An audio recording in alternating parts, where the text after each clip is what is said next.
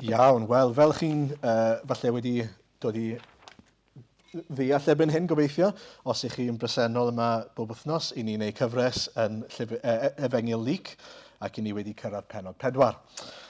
Dyn ni wythnos diwetha, na i jyst atgoffa ni, wnaethon ni edrych ar y spot the difference na, os chi'n cofio, gweld y gwahaniaeth rhwng Genesis 3 a'r 5, ac yna edrych ar Iesu yn yr anialwch yn cael ei demtio a'r gwahaniaeth. A trwy hynny bod ni'n gweld pwy yw Iesu, glendid Iesu, a hefyd sut i ni i ymateb i demtasiynau Satan.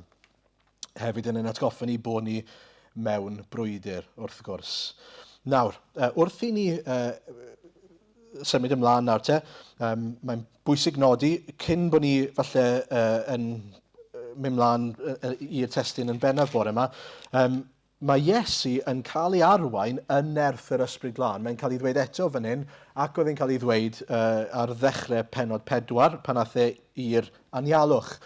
Hynny yw, mae e'n cael ei nerthu a'i arwain nawr gan yr Ysbryd Glân. A mae hwnna'n bwysig, oherwydd mae'n bwysig nodi, dyw y ffaith ein bod ni nawr fel Cristnogion wedi cael ein arfogi, os liciwch chi, gan yr Ysbryd Glân. Nawr bod gyda ni'r Ysbryd Glân yn ein nerthu ni ac yn ein harwain ni, dyw hynny ddim yn golygu na fyddwn ni'n wynebu anawsterau ac anialwch. Mae Iesu fan hyn yn profi anialwch lle mae'n cael ei demtio hyd yn oed.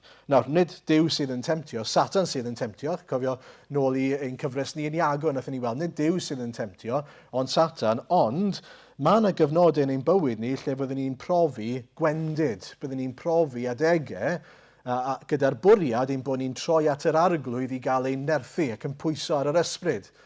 Ond mae hynny'n golygu hefyd, wrth gwrs, bod Satan yn gallu dod i mewn a trial ein temtio ni. Mae'n bwysig bod ni'n ymwybodol felly.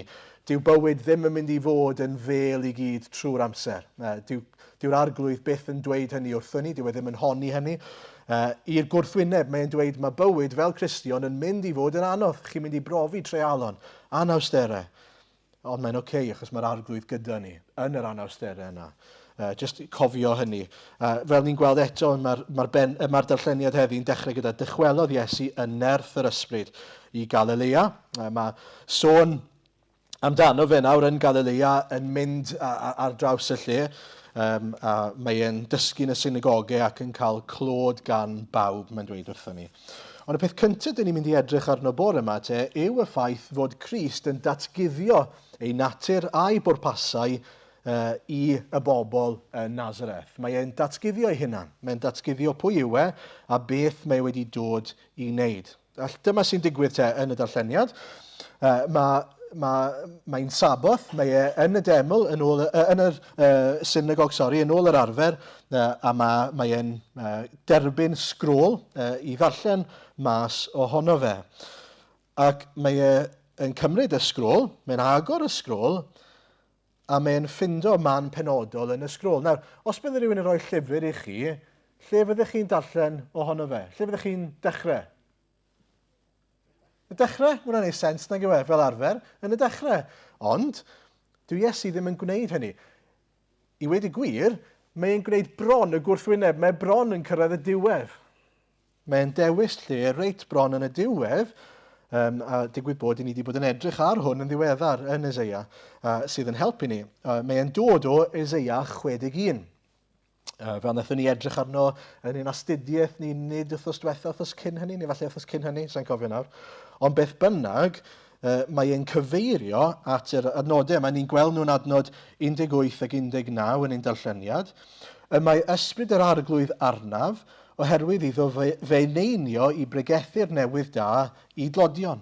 Mae wedi fanfon i gyhoeddi'r rhyddhad i garcharorion ac adferiad golwg i ddeillion. I beri i'r gorthrymedig gerdded yn rhydd, i gyhoeddi blwyddyn ffafr yr arglwydd.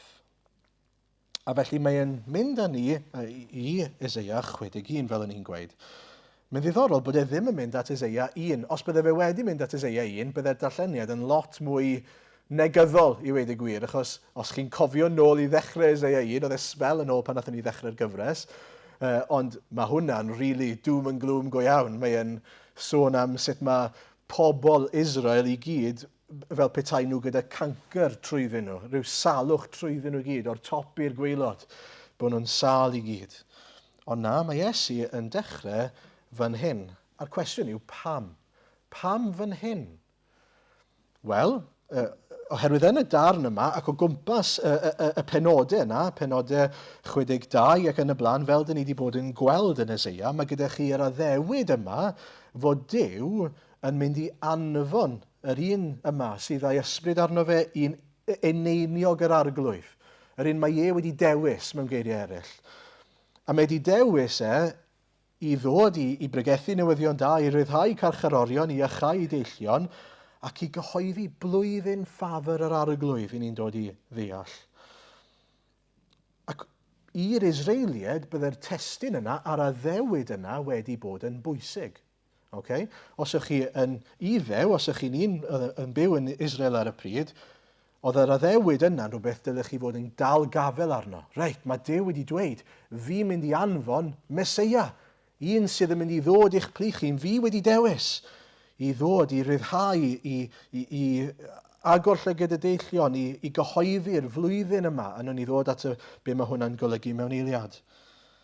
A felly dylsen nhw fod yn edrych mas am yr un yma, am yr un sy'n mynd i gyflawni'r addewid yma. A'r rheswm wrth gwrs mae hwn mor bwysig yw oherwydd mae Iesu mynd mlaen i ddweud, a'i eiriau cyntaf wrthynt oedd, heddiw yn eich clyw chi, y mae'r ysgrythyr hon wedi ei chyflawni. So be mae'n dweud yn syml? Be mae'n dweud yw, be dwi newydd ddarllen, yr addewid sydd wedi cael ei roi i chi cannoedd o flynyddoedd yn ôl, mae wedi dod yn reality o'ch blaenau chi. Dyma fi. Fi yw yr un, yn einiog. Fi yw'r un, mae'r ysbryd arno. Chi wedi gweld e'n digwydd yn y bedydd. Fi yw'r un mae Duw wedi ei ddewis i gyhoeddi, i ryddhau, i gyhoeddi blwyddyn ffafr yr arglwydd. A'r prif beth dwi'n mynd i sylwi i ddechrau yw, mae Iesu yn datgan hyn iddyn nhw. Dyma fi. Dyma fi. Dyma'r un. Chi wedi bod yn aros amdano. Fi yw y Meseia.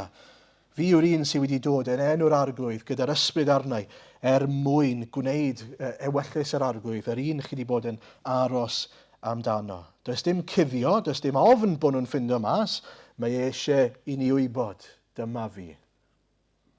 A gras Duw yw hwnna, bod yr arglwydd eisiau ni wybod, dyma fi, dyma'r Meseia. Dyma un yn einiog yr arglwydd, eich mwyn chi. Mae wedi dod mwyn a wedi datguddio ei hunan, fel ein bod ni'n cael ei weld fel bod ni'n cael profi yr hyn mae wedi dod i'w wneud. Nawr, mae hwnna'n dod yn ei mlaen at yr ail bwynt.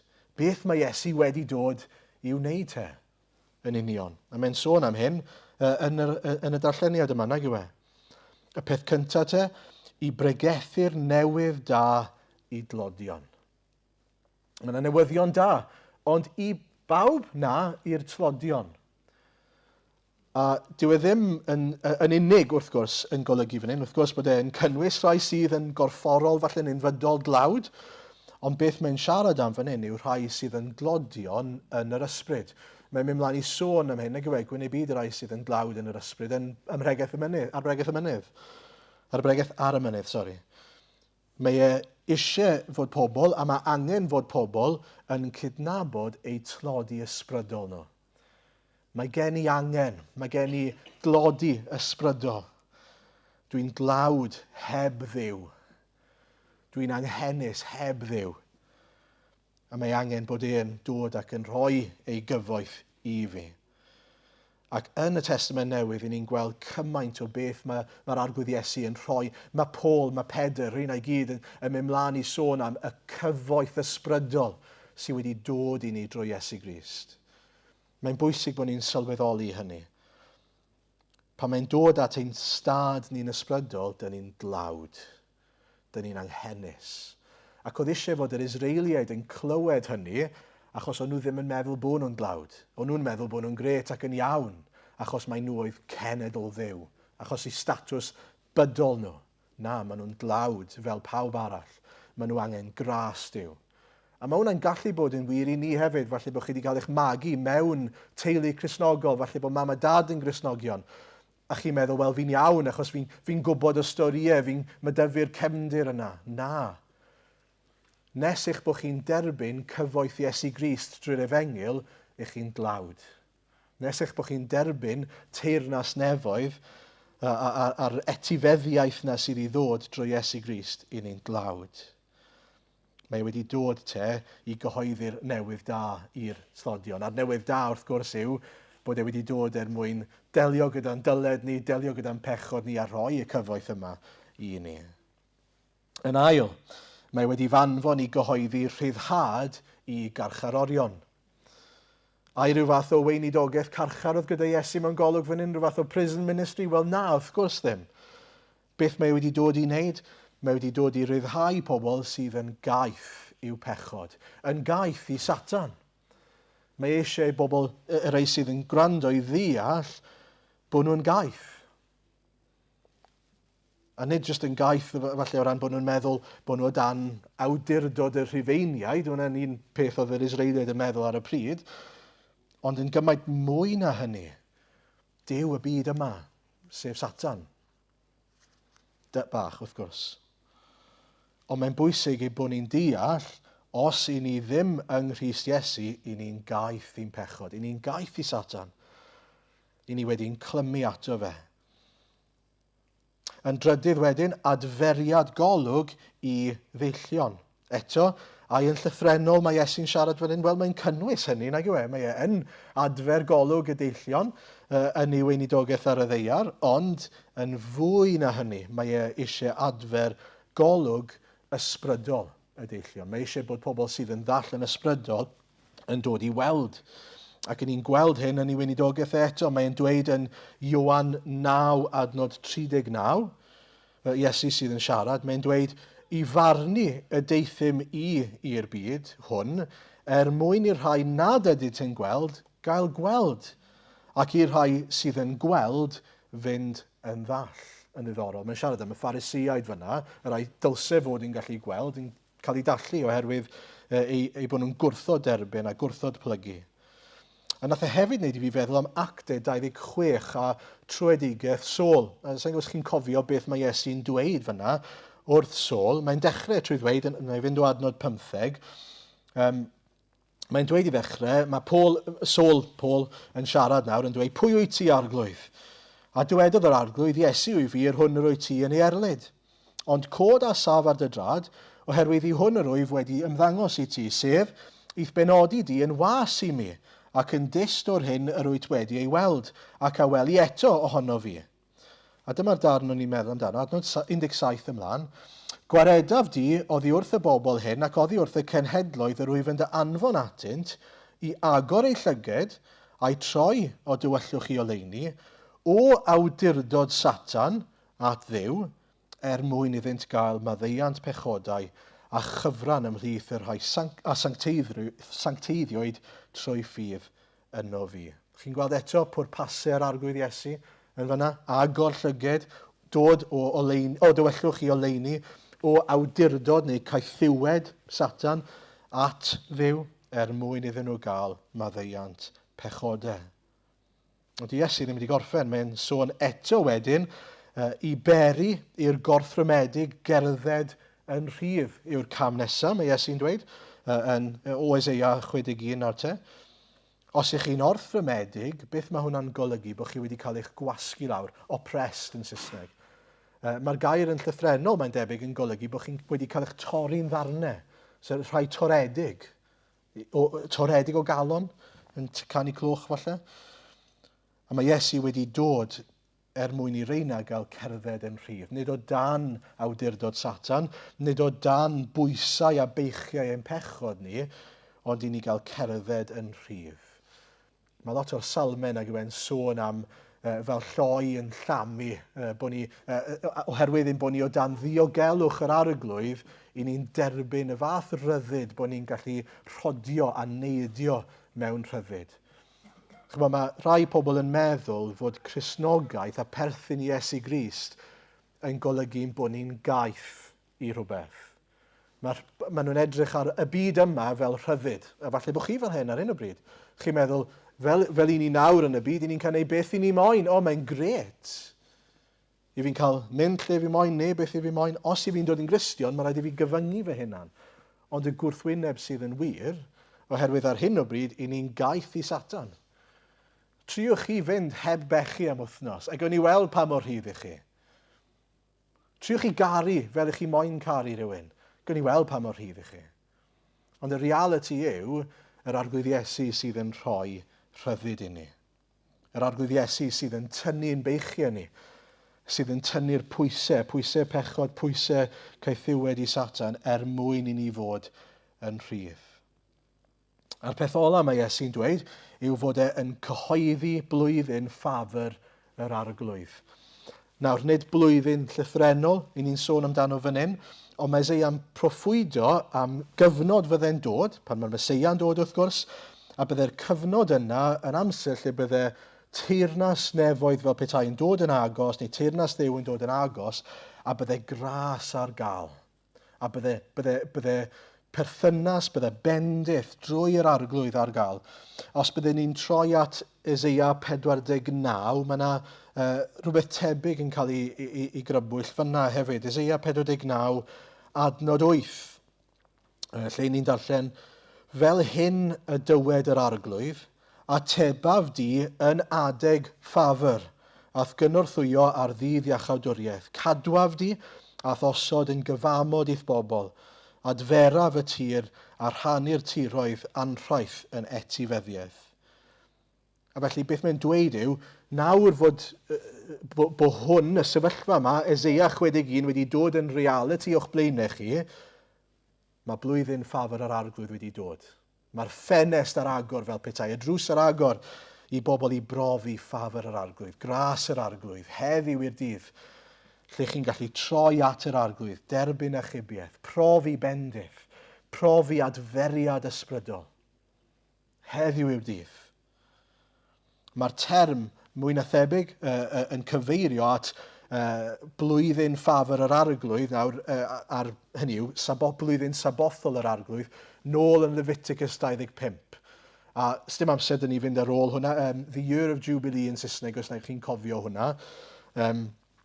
Y drefn pryd hynny oedd bydde cyfnod oedd Duw wedi penodi ar ôl 50 mlynedd, os fi'n cofio, nathon ni edrych ar hyn, yn y nosweithiau tua 4 mlynedd yn ôl falle erbyn hyn. Ond beth oedd ar ôl 50 mlynedd, bydde'r arglwydd yn rhoi blwyddyn i'r Israeliaid, lle bydde popeth yn cael ei ddad wneud.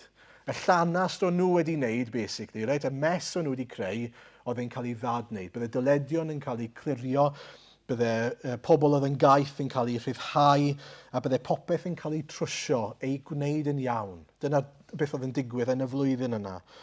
Bydde pobl yn derbyn y tir oedd gyda nhw nôl ac yn y blaen. A dyna'r pwrpas fan hyn, mae'r arglwydd yn dweud, mae yna adeg yn mynd i ddod lle dwi'n mynd i wneud popeth yn iawn, dwi'n mynd i chadfer chi, dwi'n mynd i drwsio y llanast i chi wedi wneud. A dyna mae Iesu'n dweud, mae'r cyfnod yma nawr wedi cyrraedd. Dwi wedi dod mwyn trwsio eich llanast chi. Mae gras ar gael, mae ffafr Duw ar gael. Ond mae'n bwysig nodi, a nathon ni edrych ar hyn, os byddech chi'n cymharu y darlleniad yma yn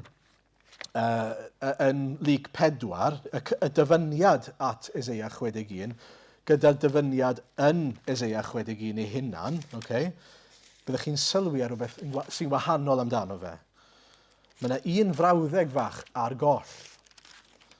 A sa'n gwybod os newch chi sylwi ar y gwahaniaeth, ond na i ddarllen ei chi fel bod ni gobeithio yn sylwi ar y gwahaniaeth. Y mae ysbryd yr arglwydd yw arnaf, oherwydd i'r arglwydd fe eneinio i gyhoeddi newyddion da i'r tlodion, a chysuro'r toredig o galon, i gyhoeddi rhyddid i'r ceithion, a rhoi gollyngdod i'r carcharorion, i gyhoeddi blwyddyn ffafr yr arglwydd, a dydd dial ein Duw ni. Chi'n sylwi ar y gwahaniaeth? Y gwahaniaeth yw, yn Eseia 61, mae yna hefyd sôn am ddydd dial ein harglwydd, neu dydd dial Duw. Ond dyw Iesu ddim yn sôn am hwnna. Pam? Achos dyw hwnna ddim wedi dod eto. Mae hi dal yn flwyddyn ffafr yr arglwydd. A beth sy'n hyfryd yw, ar hyn o bryd mae hi dal yn ddydd neu blwyddyn ffafr yr arglwydd. Mae modd i ni nawr heddi droi. Ond mae'n bwysig bod ni'n ymwybodol, mae dydd dial Duw yn dod. Mae yna ddydd yn mynd i ddod pan fydd yr arglwydd Iesu yn dod nôl, a ni ddim yn gwybod pryd yw hwnna wrth gwrs, ond ein bod ni'n sylweddoli, mi fydd yr arglwydd yn dod ac yn dal pawb i gyfrif rhyw ddydd. Ac ar y dydd hwnnw, bydd drws, neu bydd cyfnod blwyddyn ffafr yr arglwydd fel petai yn cau. Bydd e wedi cau. A bydd hi'n rhy hwyr. Ac felly mae'n rhaid i ni sylweddoli, dim ond dros amser mae'r cyfnod yna i gael. A fel mae'n dweud yn Eseia 55, fi'n credu adnod 6 yw e, mae'n dweud yn glir wrthyn ni, ceisiwch yr arglwydd tra gellir ei gael. Galwch arno tra mae'n agos.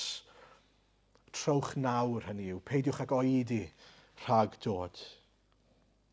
Nawr, yn ola, dyn ni'n mynd i edrych ar ymateb y dyrfa. Mae ymateb y dyrfa, fi'n credu, yn ddiddorol iawn. Mae'n dechrau off yn gret, nag yw e? Chi'n sylwi, ar ôl i Iesu ddweud hyn, right? Mae newydd gyhoeddi rhywbeth rhyfeddol. Mae newydd ddweud, basically, fi yw'r Meseia. A mae'n dweud wrthyn ni bod nhw yn cymeradwyo, bod nhw'n rhyfeddu.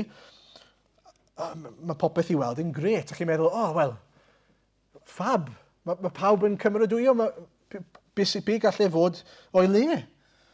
Chi'n sylwi? Dyma mae'n dweud, adnod 22, yr oedd pawb yn ei gymeradwyo ac yn rhyfeddu at y geiriau grasusol oedd yn dod o'i enau ef gan ddweud, onid mab Joseph yw hwn? Beth yw'r broblem? Wel, mae Iesu'n dangos i ni beth yw'r broblem gyda ymateb Iesu ei hun mewn gwirionedd, ond y broblem yw, maen nhw'n rhyfeddu mwy at y ffaith bod rhywun fel Iesu, sef mab y sair, yn dweud y geiriau, dyna'i rhyfeddod nhw, nid yn gymaint bod nhw'n rhyfeddu ac yn credu mae Iesu yw'r Meseia. Ac i ni'n dod i weld bod nhw ddim yn derbyn y geiriau, bod nhw ddim yn plygu Iesu fel Meseia, maen nhw jyst yn rhyfeddu at Iesu oherwydd y pethau mae Iesu wedi bod yn gwneud. Adnod 23 te, dyma ymateb Iesu i'r dyrfa. Ac meddai Iesu wrthynt, di ai yr adroddwch wrthyf y ddihareb feddyg iachad ei hun, a dweud, yr holl bethau y clywsom iddynt ddigwydd yng Nghapernaum, gwna hwy yma hefyd ym Mro Dyfebyd. Ydych chi ymateb od i rywun i'ch cymeradwyo chi? Maen nhw'n newid, waw, Iesu, ti'n amazing.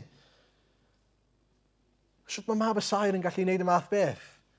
A mae Iesu'n dweud, wel, garantid bod chi rili yn meddwl eich hun, fi'n gwybod eich chalon chi, beth chi rili eisiau gweld yw fi yn gwneud gwirthiau rhyfeddol fel o'n i'n gwneud yn Capernaum. Dyna pam i chi yma. Dyna mae'n gweud. So beth chi rili moyn yw bod fi'n gwneud y pethau chi wedi clywed amdano nes i wneud yng Nghapernaum. Nawr, dyw Luc ddim yn cyfeirio at y pethau yna, felly byddai rhaid i ni fynd at yr efengylau eraill, ond cyn beth i ni'n darllen fan hyn, mae Iesu wedi bod yng Nghapernaum yn barod ac mi nath e gwirthiau mawr. Ac felly, maen nhw yn amlwg wedi clywed am y gwirthiau yma, a maen nhw wedi dod, maen nhw'n syllu, maen nhw'n gwrando, maen nhw'n edrych ymlaen i glywed, achos maen nhw eisiau gweld gwirthiau. Dyna beth mae Iesu'n dweud. Dwi'n gwybod eich calonau chi. Chi ddim yn derbyn fy ngeiriau fi, chi jyst yma mwyn cael rhyw fath o magic show. Chi jyst eisiau cael eich entertaino. A mae Iesu'n mynd mlaen i ddweud mwy na hynny. A nid yn unig hynny, basically, mae'n dweud, dwi'n gwybod eich bod chi ddim yn mynd i fy nerbyn ni. Dwi'n gwybod bod chi ddim yn mynd i dderbyn fy ngeiriau fi. A mae'n rhoi dau esiampl hanesyddol iddyn nhw o ddau broffwyd arall na ddim cael ei derbyn ymro ei mebyd in their hometown, lle gafon nhw'i magu. A dyma'r ddau esiampl te, felly bod chi wedi taro chi'n od yng nghanol y darlleniad bod Iesu'n ymateb fel hyn. Ond adnod 25 i 26 i ddechrau te, hwn yw esiampl rhif 1. Chi'n cofio Elias? Chi'n cofio hanes Elias? Mae'n dweud wrthyn nhw, Pan oedd newyn, oedd dim glaw, mae Iesu'n dweud oedd y ffurfafen wedi cael am 2 mlynedd a 6 mis, 3 mlynedd a hanner. Wel, at bwy nath Duw anfon Elias pryd hynny? At bwy nath ei anfon nhw? Oedd digon o weddwon i gael yn Israel, ond eto nath ei anfon Elias at weddw yn Sarepta, tu allan Israel yng ngwlad Sidon. Chi'n cofio hwnna? Mae'n dweud wrthyn nhw. A wedyn, hanes sy'n ni wedi edrych arno'n ddiweddar, esiampl rhif 2, adnod 27. Chi'n cofio Eliseis? Nath ni edrych ar hyn al Brenhinoedd 5. Oedd llwyth o wahan gleifion i gael yn Israel. Ond eto, pwy nath yr arglwydd ddewis achub a glanhau drwy Eliseis? Chi'n cofio pwy oedd e? Naman y Syriad. Y gelyn. Nid un o'ch pobl chi, ond y gelyn. A chi'n gwybod pam? Achos nhw wedi cael eu gwrthod. A dyma Duw yn dweud bod mae 2 bwynt mewn gwirionedd yn cael ei amlygu ni fan hyn. Y pwynt cyntaf yw, mae'n rhoi esiampl o broffwydi oedd wedi cael ei gwrthod adre ym Mro ei Bebyd, a felly mae Duw wedi penderfynu, os ych chi ddim eisiau profi bendith, a fi tu fas i Israel. Ond nid yn unig hynny, yn ail, mae eisiau iddyn nhw ddeall fod bendith Duw a ffafr Duw yn ymestyn tu allan i Israel, a bod e ddim ynglyn â pa deulu ych chi'n perthyn iddo, neu pa genedl ych chi'n perthyn iddo, mae ynglyn â gras Duw. Mae'r arglwydd wedi dod nid yn unig i ddangos ffafr at yr Israeliaid, ond at y bobl tu fas, i bobl Sidon, i bobl Syria, i bawb. Dyma'r pwynt mae'n gwneud. Nawr, mae Iesu hyd yma te wedi dweud, fi yw'r Meseia, fi wedi dod i ddweud mae gras ar gael, mae ffafr yr arglwydd ar gael i chi, right? Ond mae hefyd nawr newydd ddweud wrthyn nhw, ond os ych chi'n gwrthod derbyn be fi'n gweud, a chi jyst eisiau entertainment, gwirthiau, i chi fel y bobl pryd hynny, oedd wedi gwrthod Eliseis ac Elias. A bydd yr arglwydd yn mynd â'i ffafr rhywle arall. Felly beth yw ei ymateb nhw? Mae 2 opsiwn yn dos e. Mae 2 opsiwn fan hyn, achos beth mae Iesu'n gwneud yw, mae e'n cornelu nhw. Mae e'n cornelu nhw. A mae hwn yn bwysig. Mae efengyl Iesu Grist yn ein cornelu ni. Mae'n golygu, dim ond 2 opsiwn sydd. Chi einau'n plygu, neu chi'n ymladd yn ôl. Sdim modd osgoi yr efengyl ac anwybyddu fe, einau ych chi'n plygu ac yn darostwng eich hunan, neu ych chi'n mynd i ymladd yn ôl a trial brwydro'n erbyn yr arglwydd. Na'r 2 opsiwn. Ac wrth gwrs, gallai pobl Nazareth fan hyn fod wedi dweud, chi wybod be, boys, mae gan Iesu bwynt fan hyn. I ni yn ei wrthod e. I ni yn gwrthod i eiriau fe. A mae wedi digwydd o'r blaen. Gallai ni ddweud sori fan hyn, gallai ni dderbyn beth mae'n gweud. Gallai ni gredu yn fe fel Meseia. Ond, beth maen nhw'n wneud? A dyna beth yw ymateb nhw? Na. Ni'n mynd o orfoledd i, maen nhw'n gynddeiriog. Maen nhw'n mor grac. Adnod 28. Wrth glywed hyn, llanwyd pawb yn y synagog a dicter.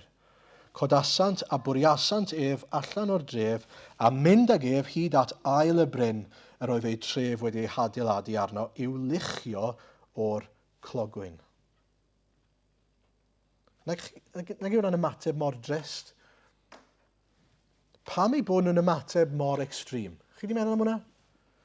Mae Iesu wedi dweud rhywbeth, maen nhw'n ganol sgwrs, a mae wedi dweud wrthyn nhw, chi'n gwrthod fy ngeiriau fi, chi'n gwrthod plygu fi, gallen nhw wedi dweud, wel, na fe te. Ond nid dyna beth maen nhw'n neud, yng Nghymru. Mae geiriau Iesu yn ei cynddeiriogi nhw gymaint nes i bod nhw eisiau lladd Iesu. Maen nhw eisiau lladd Iesu. Chi'n gweld, mae beth mae Iesu wedi dweud yn ei upseto nhw gymaint bod nhw'n teimlo bod rhaid iddyn nhw gael gwared ar Iesu. Mae'n ddiddorol nag yw e. A chi'n gwybod, mae yna lot o bobl sydd yn ymateb i'r efengyl fel yna. A falle na nhw ymateb i chi fel na. Mae'n bwysig bod ni'n ymwybodol o hyn. Maen nhw'n meddwl, wel, mae beth mae Iesu wedi dweud yn ei upseto nhw gymaint, mae hwnna'n dweud wrthyn nhw bod yna rhywbeth yn bod yn ddyn nhw, ac oedd yr Israeliaid ddim yn meddwl bod rhywbeth yn bod yn ddyn nhw. Ond nhw'n meddwl bod nhw'n pobl special Duw. A fod y Meseia'n dod mwyn cael gwared ar y bobl ddrwg eraill i gyd. Dyna beth o'n nhw moyn. A rhywun i roi bywyd rwydd iddyn nhw ar y ddeiar, a rhyddhad deiarol iddyn nhw. A mae Iesu'n dod a mae'n dweud, na, chi yw'r bobl sydd angen help. Chi yw'r bobl sydd ar hyn o bryd yn gwrthod plygu'r Meseia. A dyn nhw ddim yn licio beth maen nhw'n clywed. A chi'n gwybod, yn aml, pan mae rhywun yn clywed rhywbeth dyn nhw ddim yn hoffi clywed, yn lle bod nhw'n ystyried ei o ddifri ac yn plygu, mi nawn nhw eich cael chi mas, nawn nhw'ch gwrthod chi'n llwyr. Nawn nhw drial cael gwared ar y neges yna. A dyna maen nhw'n neud gyda Iesu. So ni'n hoffi beth mae Iesu'n neud, so beth ni'n cael gwared arno fe. Ni'n cael gwared arno fe'n llwyr.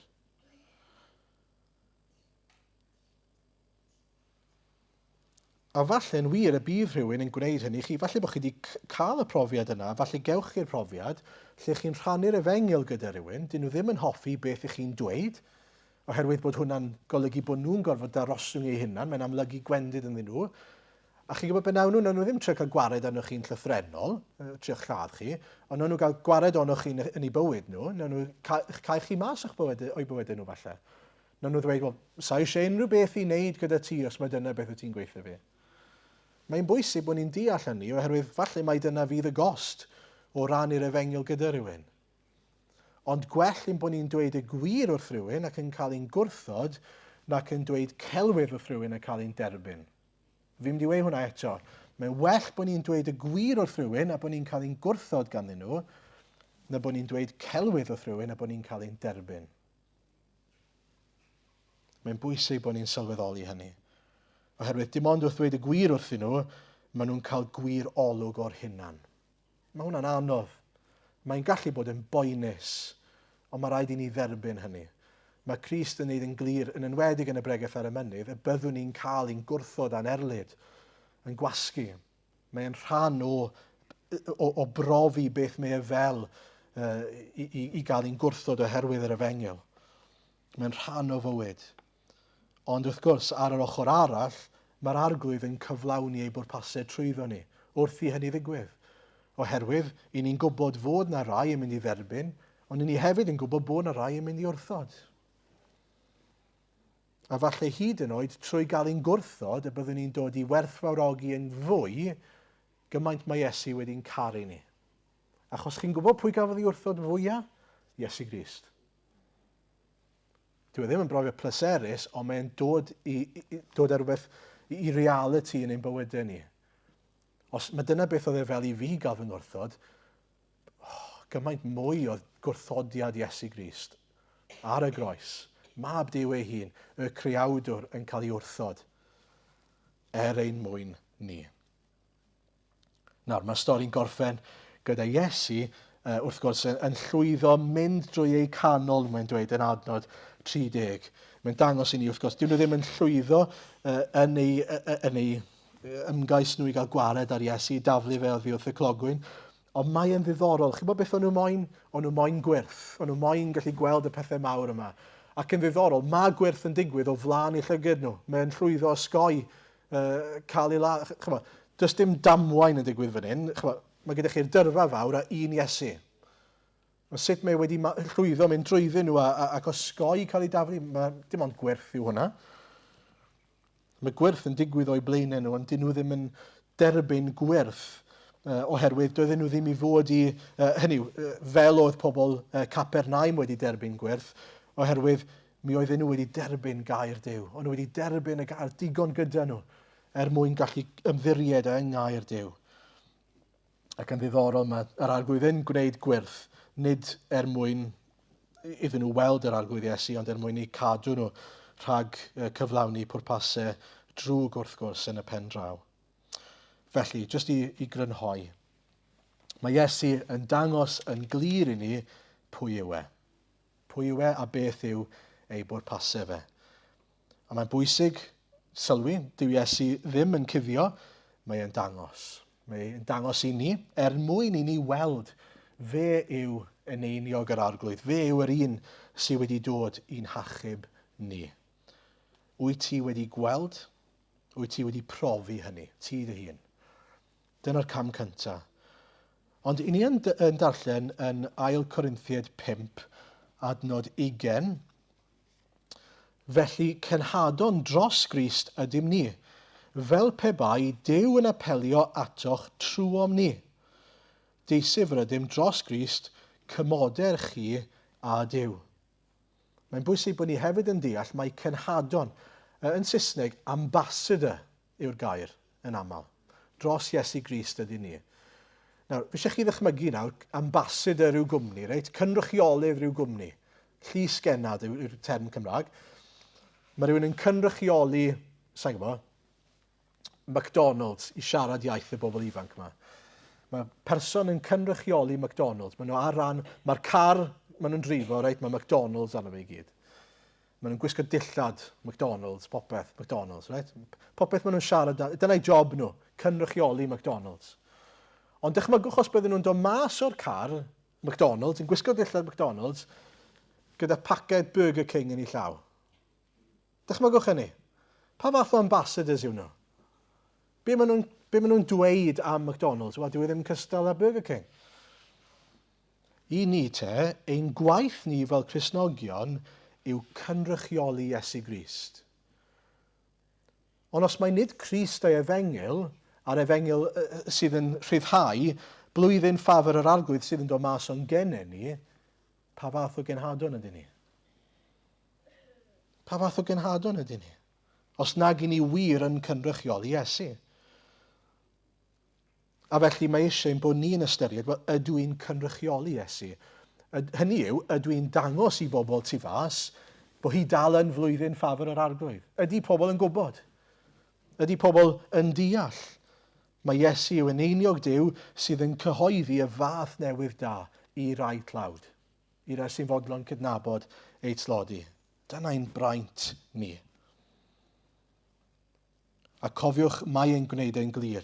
Y rai sydd yn dlawd, y rai sydd yn ddall, y rai sydd o dan ormes.